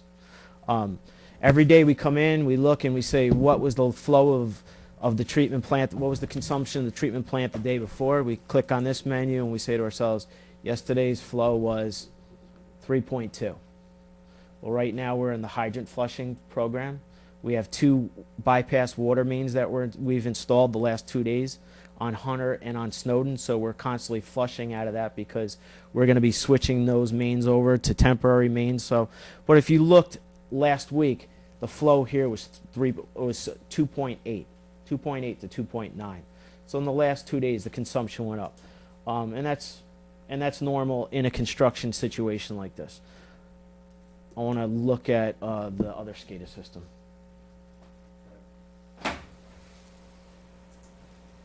Okay. So we just talked about that leak, and that leak, the average flow of not flow but consumption. We're going to pull up the Pleasantville Road pump station, and yesterday we pumped 7.69. It would be 769,000 gallons. 3 weeks ago, that number was 1.2 million before we found that leak. So that intermediate zone, we can see these numbers daily. We look at what was pumped at the Torbank system, which is shaft 4, and it's around 200,000 gallons a day. If I see these numbers dramatically go up, we have a leak in that system, whereas before you would say, where is it? Is it low service? Is it Lakeville? And you'd spend days and days and days trying to find these leaks. Now we could break it down into 3 separate zones and look a lot closer. We also look at the minimum night flow studies. So what I do is every day I come in, I pull up trends of how the tanks flowed at night and how they would drop. So I would look at this red line, that's the Torbank system, and I would say between the hours of 2 a.m. and 4 a.m., a 2-hour interval, what was the tank level? And I'd write that tank level down. I'd say, what's the tank level at 4 a.m.? Okay, what's the difference in elevation? It used a half a foot. Well, half a foot equates to 10,000 gallons. 10,000 gallons divided by 120 minutes, it's 40 gallons a minute. There's 40 gallons a minute usage between the hours of 2 a.m. and 4 a.m. We write those numbers down. If those numbers go to 60 gallons a minute, there's probably a leak in that system. So the minimum night flow studies really, it puts us in the right direction. So that's that system. So this whole dashboard is based on trending, literally by the minute. I mean, this is real-time trending. Absolutely. Right? So you do regression analysis to say, hey, this is really where we should be. Oh, sorry. So you do like regression analysis and you say, hey, this is where we should be. So this is not a dashboard against an ideal. It's a dashboard against Actual. trending because you're looking for leaks. So you're looking for differentials. Exactly. Okay. So instantaneous versus trendable. We just looked at instantaneous and we looked at trendable ratings. Okay, so I just talked a little bit about this, but the past 6 months we've performed the minimum night flow studies. That's what I talked about. The delta change, the change in elevation in all 3 tanks and the 3 distribution tanks. We can determine this usage in the system, and all this information is gathered between 2 and 4 a.m. If you guys have any questions, just jump right in. Ongoing capital projects. We're going to talk about the dam rehabilitation project, the cement water relining, variable frequency drives in our pump stations, interconnections, and what I think is going to be the design of the new treatment plant in the future without, you know, because I know it's going to be a dissolved air flotation plant. I don't know the type of disinfection it's going to be, but we did like a little schematic so it's educational for everybody. They don't have to wait a year to look at the big picture. So dam rehabilitation project, we were given a consent order from the DEC to start construction by the summer of 2016. We opened those bids a couple of weeks ago. I was on vacation. Paul opened them up for me that day. Tom's going to talk about a budget modification tonight, and that we have a recommendation from the engineer to go with the contractor that was the lowest responsible bid.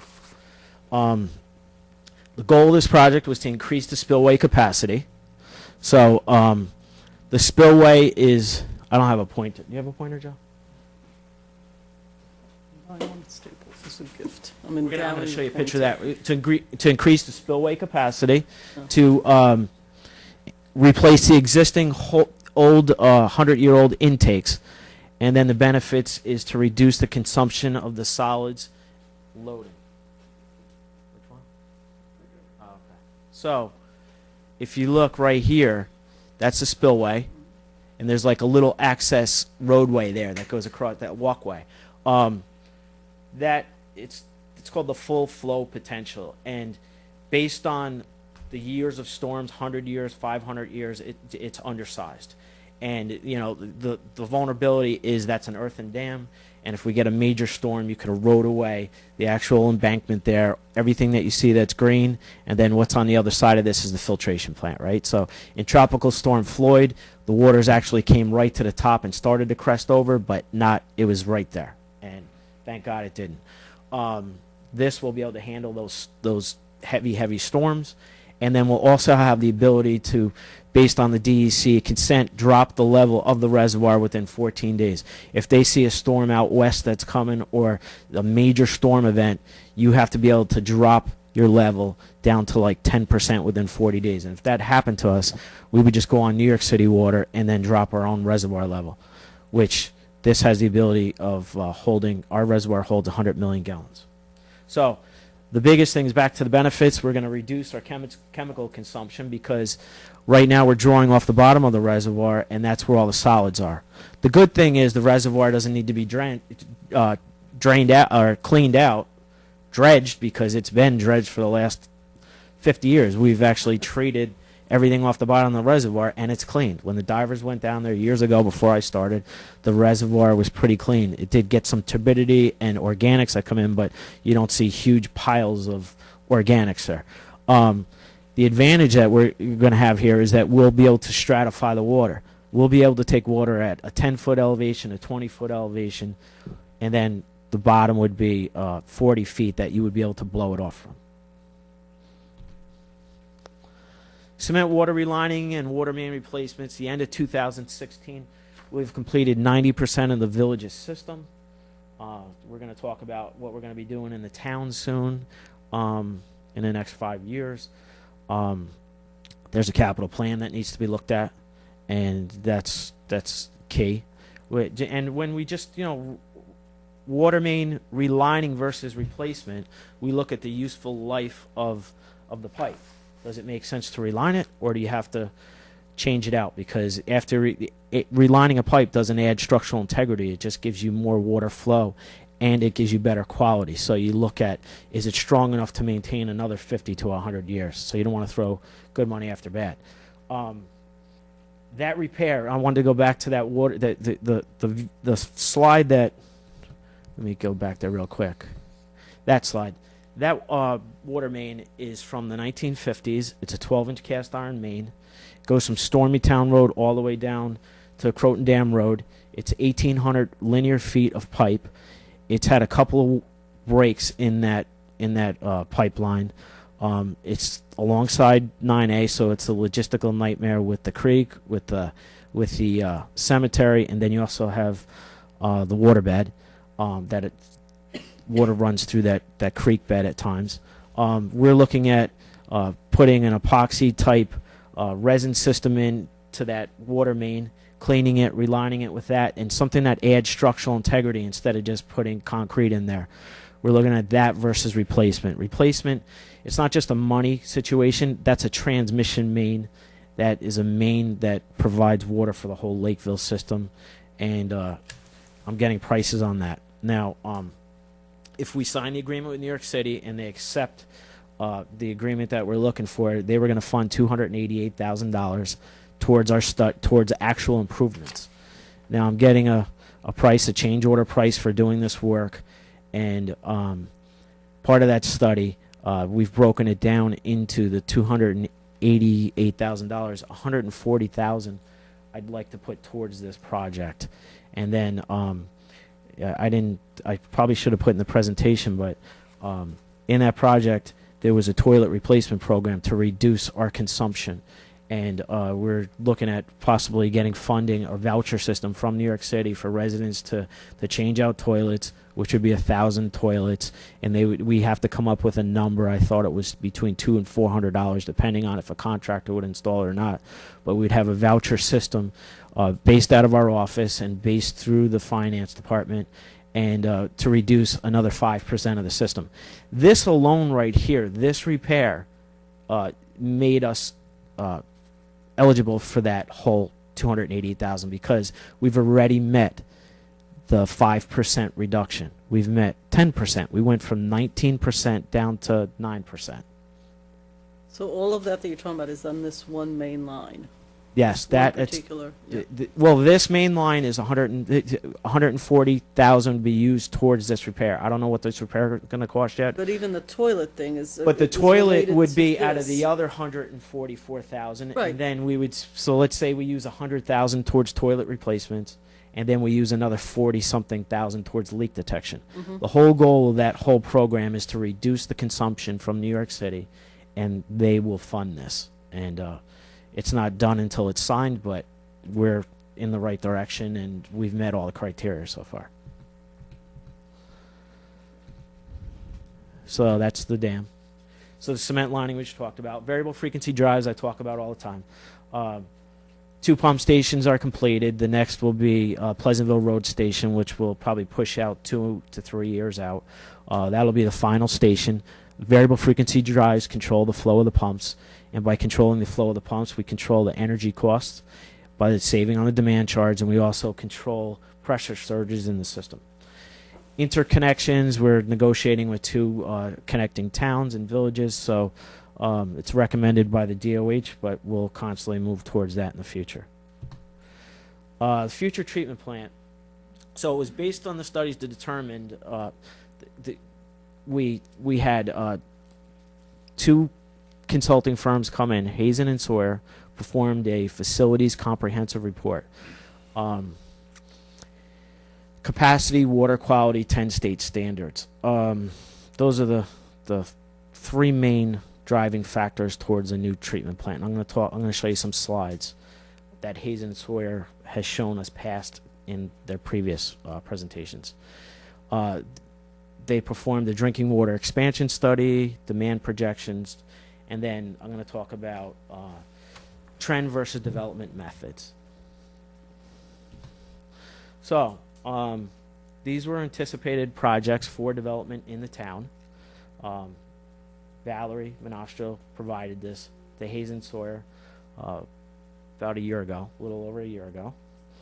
So it's that's what was provided at the time of the study. And then Village had its projects. Now, next slides. It was all based off of New York State standards for wastewater treatment plants. I know we're talking about drinking water, but that's how development is based. It's based on gallons per day, per person, per apartment, per condo, and you can see the numbers. Okay. I know it's a lot of information, but I'm trying to get to this slide. We talked about trend versus demand. Or development, excuse me, development. Hazen, we originally looked at the trend of how this the whole entire system was using water. And it showed that it would be a higher number that if we just went for the development. And the reason why is there was just quite a bit of leaks in the system. There's inefficiencies, and we're tightening up on that. Development, we're actually looking at what's in the pipeline, what's going to happen, and true numbers that are based off of construction standards and planning standards. And then what's key here is the peaking factors, right? So our peaking factors in July, it's really June, July, August. That what comes into play with peaking factors is weather, and droughts and hot temperatures and everything that's related to weather. And we see our usage jump up quite a bit in the summertime. So the SCADA system pictures I showed you before of, you just saw 3.2 million gallons leaving the filtration plant. Last summer it was as high as 4.5, right? Well, now that number should be down to 4.1, 4.2, hopefully, right? Because we just found a leak of 400,000 gallons a day, right? I'm not saying that our system will always be tight. Right now it's the tightest I've seen it here in 11 years and the most efficient. But in the process of designing a plant, you always have to have a peaking factor, that 1.1 multiplier.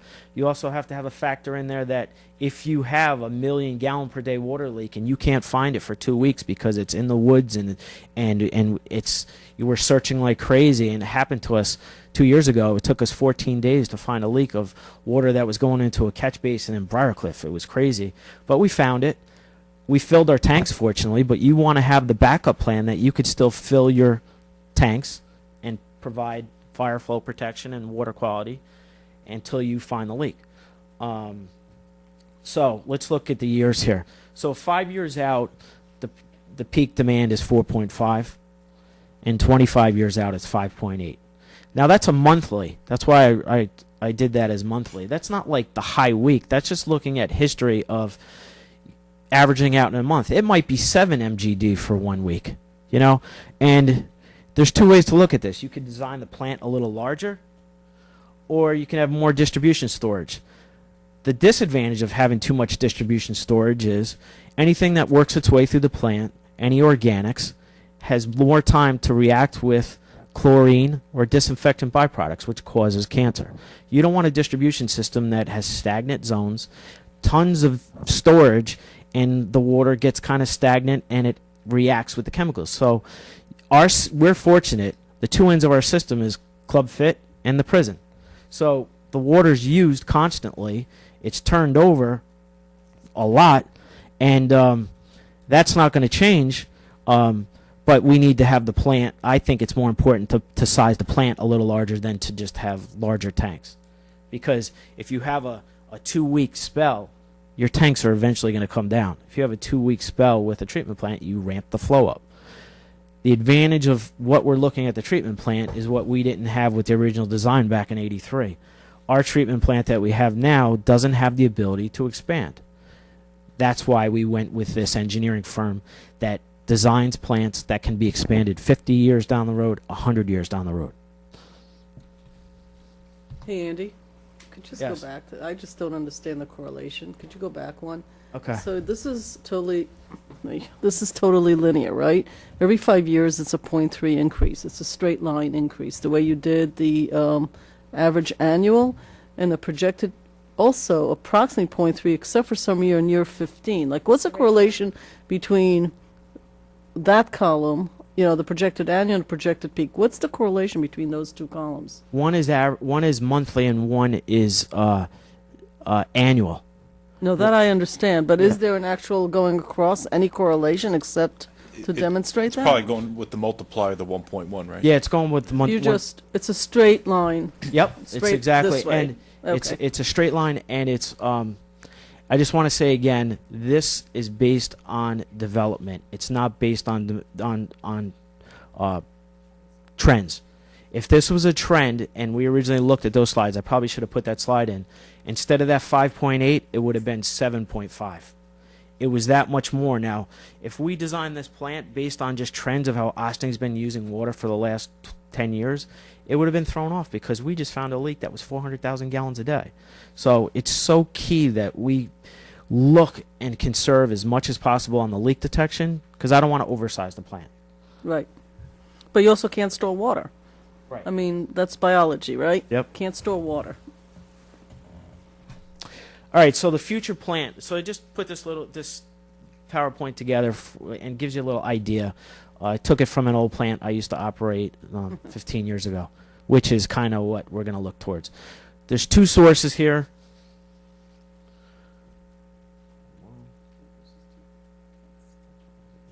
Okay, so you got your Croton source and you got your Indian Brook source.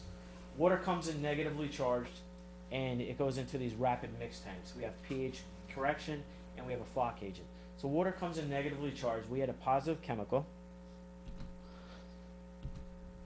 and we take that chemical and we mix it in these flocculation tanks, and it mixes at a slower energy. You're trying to like build this larger particle up so that it can be removed. Typical view of what a flock tank should look like, and then here is it's like a snowflake particle. It's light underwater, and if you can see that clarity real well, you've got great water quality or water treatment.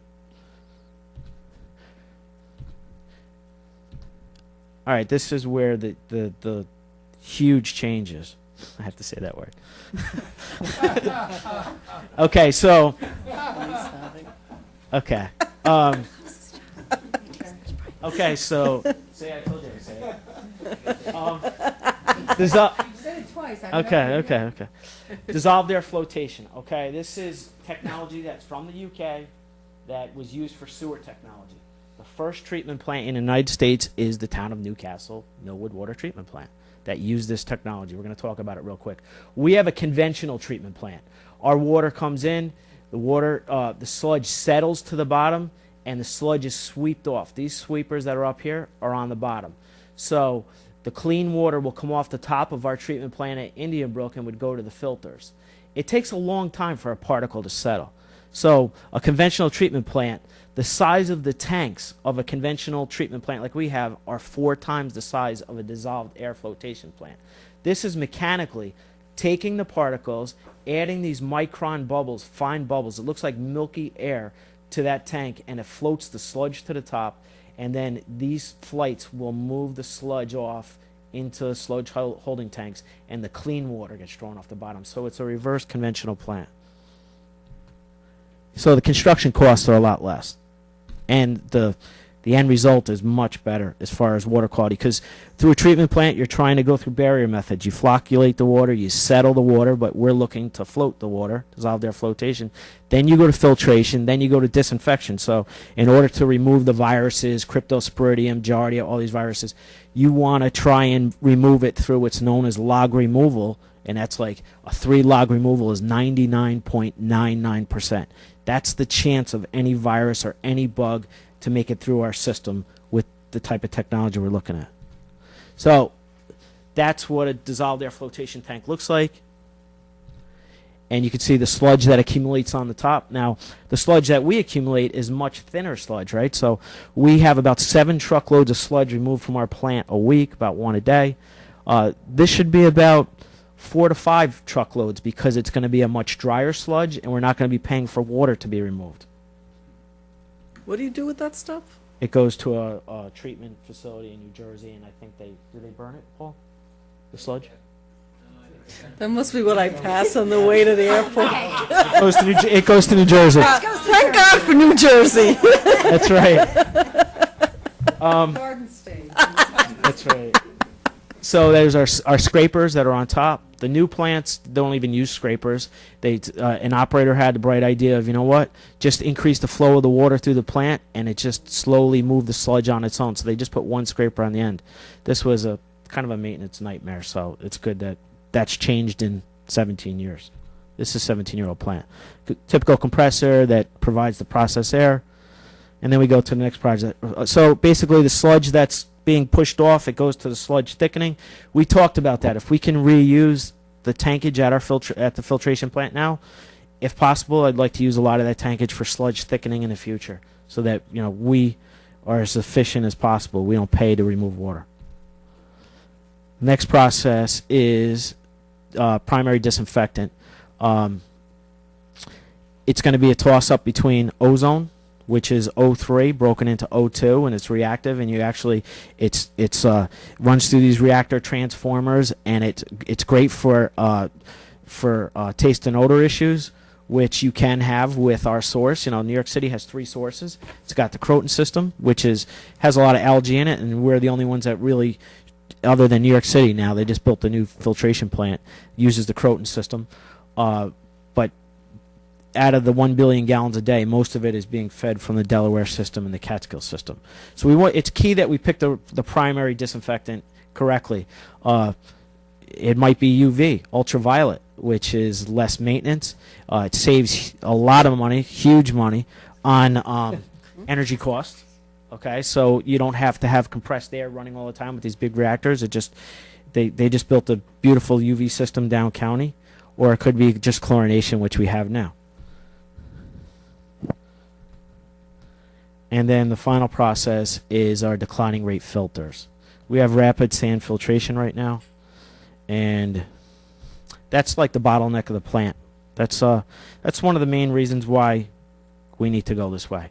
Now, this is what a typical filter would look like that's sized correctly. Ours is 1/4 the size of this one filter.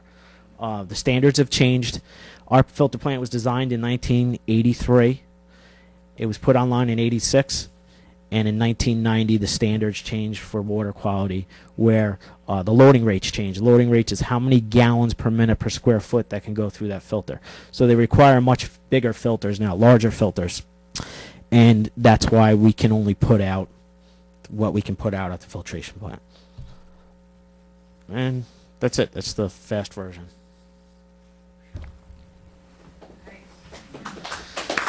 Thanks.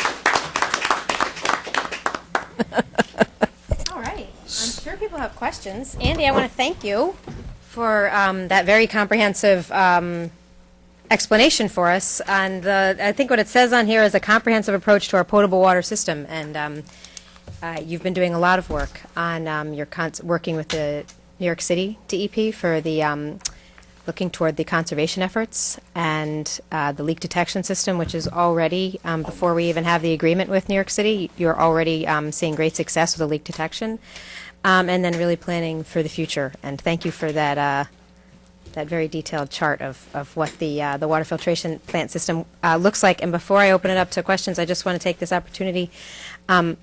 If you loved what you just saw with Andy and you want to spend more time with him, not only is he a panelist tomorrow night at the library's documentary and discussion series screening of Flow, but Saturday, you and Steve Ho from the water treatment facility are going to be at the Earth Day Festival. You have a booth where people can learn more about this, see more photographs of what's going on there, learn more about the whole system. And did you pick like a date or two in the future people might want to be able to sign up to be able to come and do a tour? We'll pick it. Okay, good. Okay, and if anybody in village government hasn't gotten a tour yet, or town government, then I know that Andy and Steve really enjoy being able to show off the good work that they do, even in our current facility, and see it firsthand. All right, with that, questions, comments? So, Anna, you know, I came and took a tour about a couple months ago. Question: what is the? What do you think? How big is the plant going to be? Like, what are you proposing? Yeah. Well, we see that the average daily demand, Mhm. the monthly demand was 5.8 MGD. So we have to have some type of a factor in there for water breaks. That wasn't including water breaks. Okay. I mean, I see it at a minimum 7 MGD. Okay. In the big picture, we want to make sure that we just have the ability to expand. We want to leave the residents 50 years down the road that they can just add a filter on. We want to size it so that they don't have to rebuild the whole interior of the plant, change piping out, because the biggest issue with this is we still need to feed the residents water 24/7. We can't just take the filter plant out of service and start working inside our filtration plant. And I don't want to put anybody in that predicament. We want to make sure the piping is sized correctly and the footprint is sized correctly, but that processes can be added without taking the whole plant out of service. So we don't want to oversize it to a point where it affects the water rates and it's crazy just because we want this big facility. We want to make sure it meets demand, and at the same time we want to make sure that we conserve and that we find every leak we could possibly find before this final sizing of the plant is done.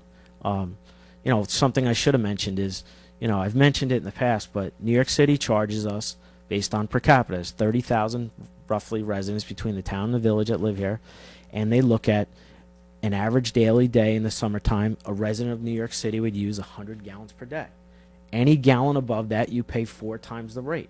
So instead of paying $2,000 per, it's $1,800, but let's use $2,000 per million gallon just as an example.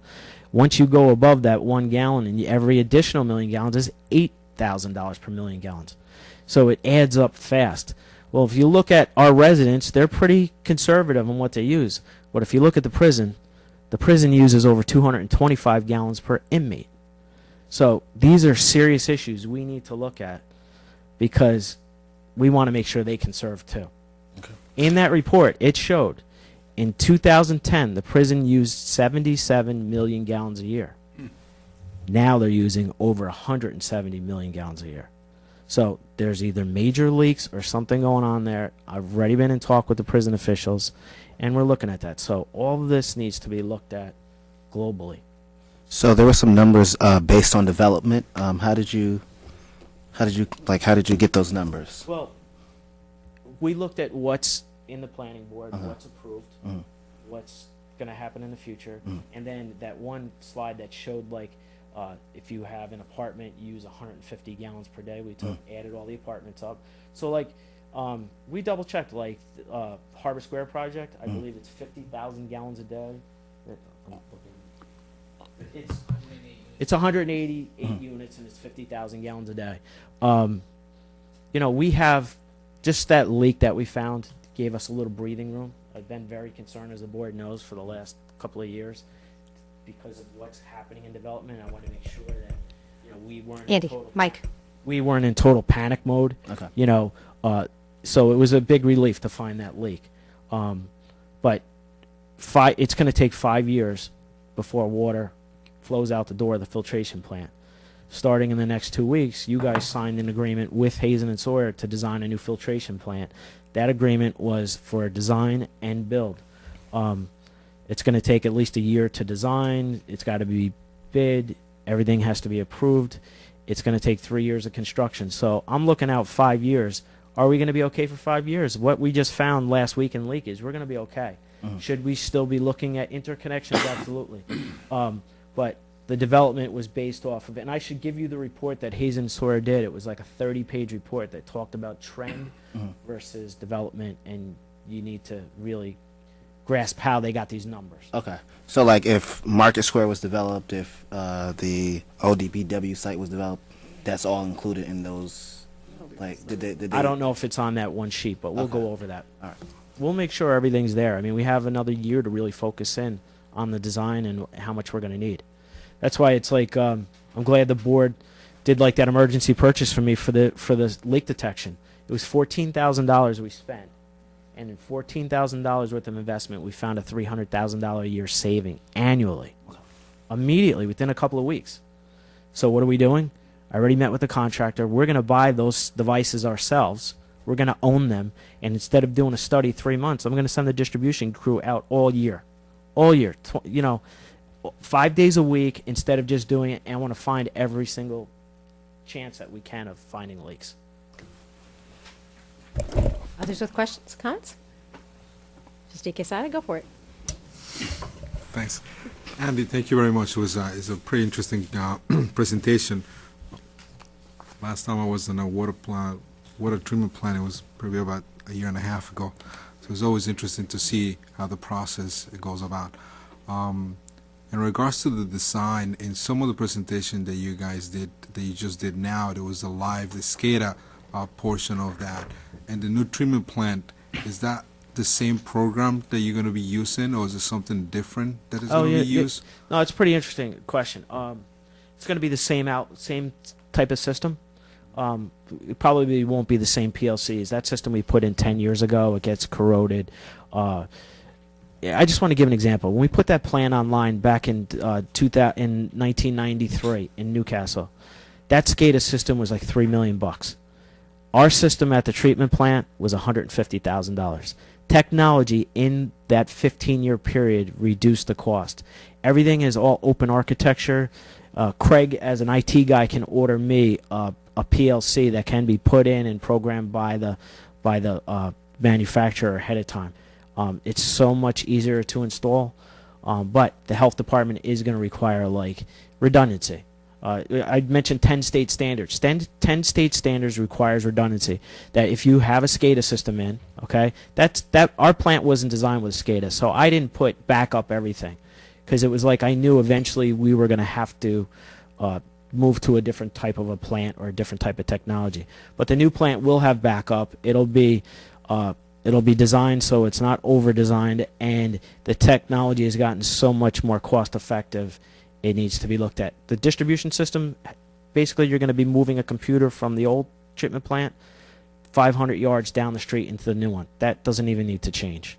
We'll use whatever we can, but it's going to be the same type of system.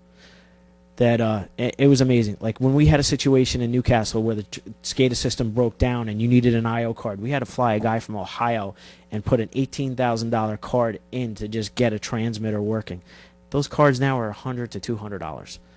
It's a different animal. So it's going to be designed with the same type of thought process. Tom? Science is a beautiful thing. And you're also leveraging new technology, which is great.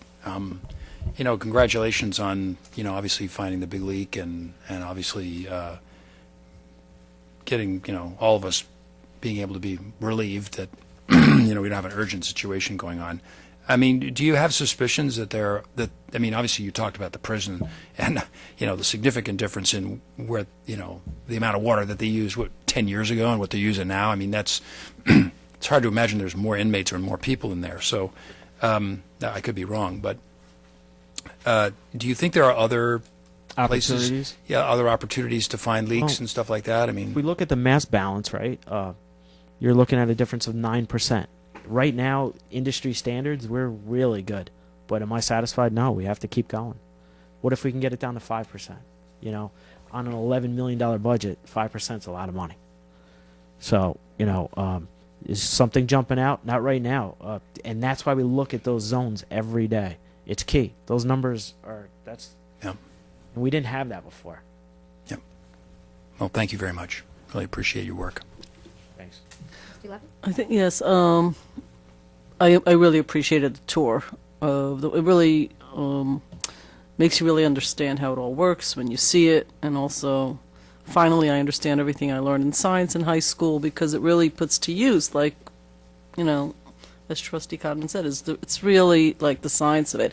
But from the capacity point of view, just remind me, or correct me if I'm wrong, you had said that at one point, not tonight, but you had said in the past that some of the planning, you can actually sell off capacity, right? So let's say in the first few years, you're not at capacity because there's a linear relationship here, but that we can. It depends on negotiations up with our town. Like if Right. Croton's looking for water, and I have no idea if they are. Right. I mean, our manager would have a better idea of their water Right. system.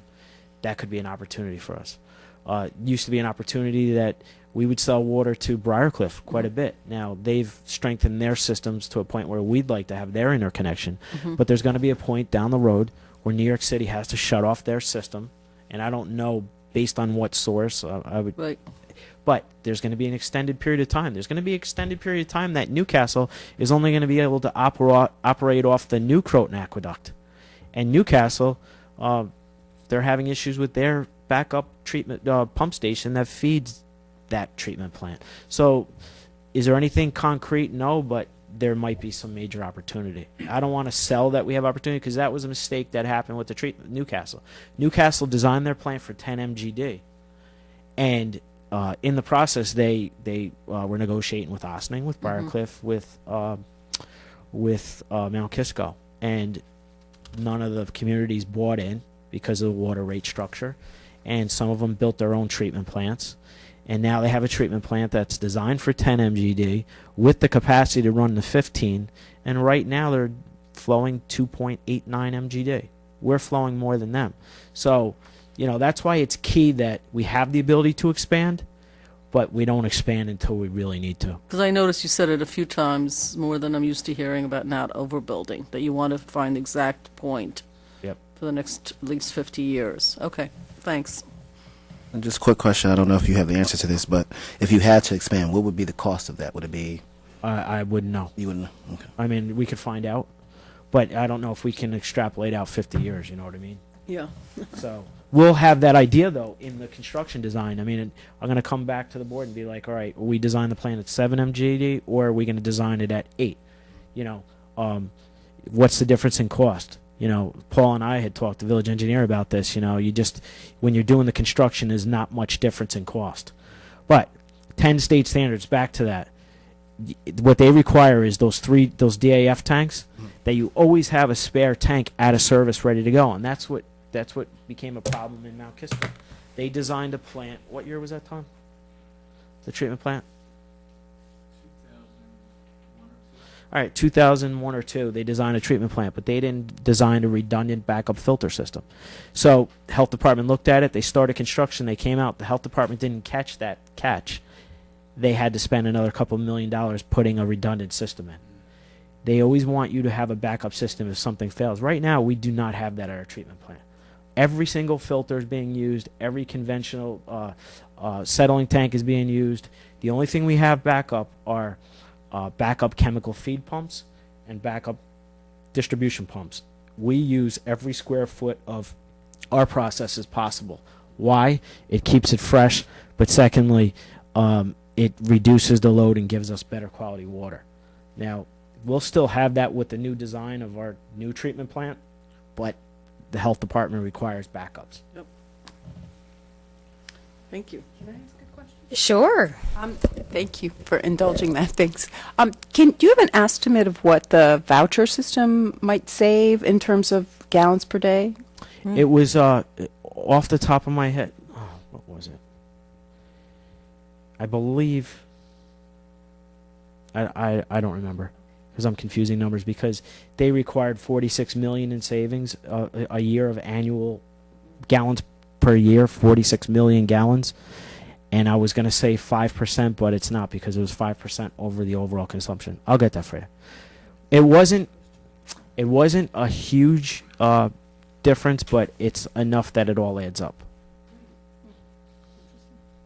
Andy, thank you. You take a lot of pride in your work. You've done an amazing job at making our existing filtration plant work much more efficiently. 10 years ago, I didn't drink water from the tap. Now I drink it all day long. It tastes better, and I know it's better quality, and now I understand why. You're always very busy. Obviously, you've been doing a lot of very proactive, smart upgrades to our system. And this week especially, we're asking extra of you, and I really appreciate it, you stepping up to do so much outreach to the public, that I've talked about tonight, and it's really nice for everybody to get to see the people who make our village such a wonderful place to live. And thank you for all that you've done for this. And I know that it was very informative for me. I hope it was for others. And we still have some major projects to be understanding and making sense of in the coming months and years. So thanks for giving us a preliminary lesson in what is to come. Okay, thank you. Thanks, Andy. Thanks. And yes, Manager Zambrano. Yeah, no, I just want to say again, thank you for that very fluid presentation. So, Been waiting for that all night. the last item on tonight's agenda is, again, it's related to what also, as Andy mentioned before, earlier, this year, we actually received we did the bid openings for the Indian Brook Water Reservoir and Dam Rehabilitation. So, Tom, we need to provide the board some new numbers. It's going to be resolutions presented to you next week, so he will explain to you all the details related to that. Right. How can we make all of this happen, Tom? Yes, thank you. And good evening, Mayor and members of the Board of Trustees.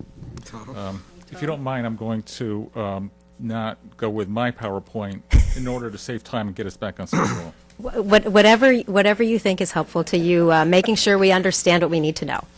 Back in 2011, when we had first discussed the Indian Brook Dam and Reservoir capital project, the board had authorized a bond for $4 million, and the project had been delayed, as you know, for a couple of years while we were trying to get FEMA to approve some funding for the village, and this was at the request of the State Health Department, or DEC, that we seek this outside funding source, which was recently denied, and now we're under order to begin the construction of that project this summer. And as had been mentioned previously, bids were opened for that project, and it's scheduled to be awarded at the next legislative meeting. And we reevaluated the project costs, and we're now looking at a project cost of about $6.225 million. So we had the $4 million that had been authorized already for bonds, and we're now seeking a second bond resolution in the amount of $2,160,000 for approval at the next legislative meeting. And in conjunction with that, there'll be a resolution to amend the capital project up to the $6,225,845 amount. And then on a somewhat similar manner, back in November, when the board had authorized the $3.8 million for the engineering costs to design and the construction management of the new water filtration plant, we didn't establish a capital project at that time, and now that we were looking to issue a purchase order against that contract, we realized that we needed to come back to actually establish the capital project for the $3.8 million as well. So I have one bond resolution and two capital project resolutions for next week. Anybody have any questions for our village treasurer? Yes, sir. So, so we're going to borrow the $2.1 million and add that onto the current budget that you have. The $4 million, and there's also $65,000 that was carried over from a prior engineering project for this purpose. So the total budget amount now is 6.225 and change. Mm-hmm. And then the next resolution, the finance resolution, I guess I want to understand, is this an additional $3,800,000 or? That $3.8 million was the contract for Hazen and Sawyer that was discussed back in November for them to design the new water filtration plant, and also for the construction management. The bond resolution was prepared so that it was, I think, 3 phases of the work, so that every time we go to borrow against that $3.8 million, the clock starts ticking in order to pay back the bond. Otherwise, we have to start paying off the $3.8 million over 5 years until such time as it becomes a real capital project. Right now, just for engineering costs, it has a 5-year useful life. Yeah, I guess I'm trying to wrap my head around the numbers that we're looking at in the first finance request and the second. I mean, are these aggregated? I mean, in other words, is the 3.8 that we're borrowing?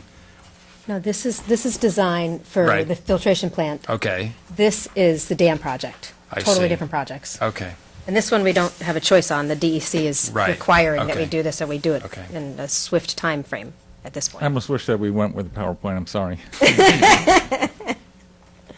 okay. Okay, thanks for the clarification. Thank you very much. We always had 4 million in our head for the dam project because we started talking about this 3 years ago. Yes. Actually, Sorry, when? 2011. 2011, 5 years ago, okay. I do have a few questions, but it's not for Tom. So either Paul or Andy can come to the mic. You gonna wait till they get there to unveil the question? Sure. Let me just say one thing. We did have an engineer's estimate in 2011 of $4 million. And, that in 2011, that was a pretty accurate number. Now, we were told by the DEC, just to remind the board and the public, to go for a $3 million grant because we were shovel ready. And we waited years until this last December to be turned down for it. So, it's unfortunate because we lost construction escalation costs and we lost time. And that's what it was. So, sorry. So Andy, thank you very much for answering my question. I appreciate that, and that's what it was. It was, and my question was pretty much, what was so different in the bidders on? Oh, the difference in prices? The different prices, but not only that, but we're talking about almost 50% of the amount that was estimated originally. Usually you owe $500, maybe $300,000, but we're talking about $2.16 million, which is 53%. Yeah, what I wanted to explain was, I don't know if I can pull it up on my phone here, but I'm just going to go by memory, okay? Sure, no problem. We had 3 to 4 bidders. Was it 3 or 4, Paul? It was 4. The biggest change was the jacketing system to the core of the dam. That was not determined how it was going to be designed. The jacketing through Nobody- the dam was a big change, but other question you asked was, what was the difference in price? It was about $100,000 each. So Originally, they when wanted they that came- off. It was 4.5 and 4.8. 4 4.5, 4.6, 4.7, 4.8. We couldn't believe it. It was within 100,000 of each bid. When I spoke to you guys like a month ago, I'm like, these bids might come in 13 million. We don't know what they're going to come in. And I could not believe that they were within 100,000 each on a project of that magnitude. It was amazing to us. Am I disappointed that it's, not 4 million? Yeah, but is it realistic? No, it's not realistic 5 years later. So, it's a good company. It was a company that Paul managed for the town job. It was a big job for Old Albany Post Road, Legacy Valve. Very successful and fair and equitable. He did a huge capital project, Paul did for the town, and I'm glad it's someone like that came in that has this type of experience. He's not a middleman. He's not, the company is a real company. So. What was the time frame again? For It's this 2 seasons. So, based on the drawdown of the reservoir, we can't draw it down in the middle of summer because we need that water to feed to our residents. So we start drawing it down in the fall time. So it's going to be it was over 360 days of construction. So it's going to be weather dependent. We're going to get started as soon as possible on all the ancillary work, access to Kelly Court, all that kind of stuff, which was great that You got the access agreement. That saved us hundreds of thousands of dollars by the resident giving us access through Kelly Court.